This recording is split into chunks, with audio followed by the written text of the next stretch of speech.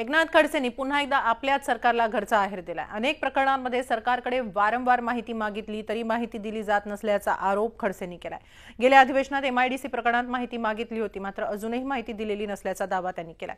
त्यामुळे आज घोटाळा झाल्याचा आरोप त्यांनी केलाय। खडसेंच्या सुरात सूर मिसळत अजित पवारांनीही सरकारवर माहिती देत नसल्याचा आरोप करत सरकारला घेरण्याचा प्रयत्न केला। दादा निवेदन करायला सांगितलं ना।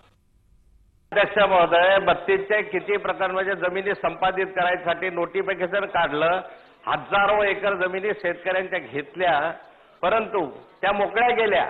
असे किती मोकळे केलेले भूखंड आहे ही माहिती मी सभागृहात विचारतोय, पण अध्यक्ष महोदय ते देऊ शकत नाही।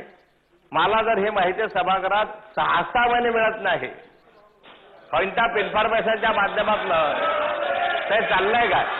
मग आपल्या माध्यमातून माझी विनंती आहे की ही मला या पुढच्या आठवड्यात मंगळवार बुधवारला तरी मिळेल का? नाही तर हे अधिवेशन गेलं, एक वर्ष जर भांडून जर मिळत नसेल या ठिकाणी माहिती, तर माहिती शासन का दडवताय, काय लपवताय, काय त्याच्यामध्ये असं आहे की तुम्ही मला माहिती देऊ शकत नाही?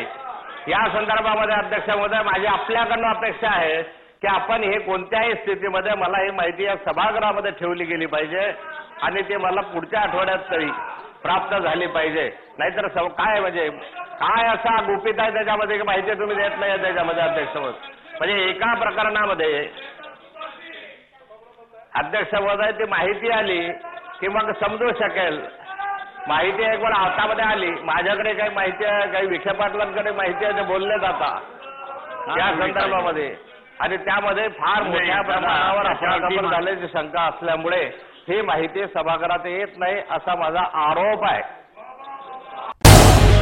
झी 24 तास रहा एक पाऊल पुढे।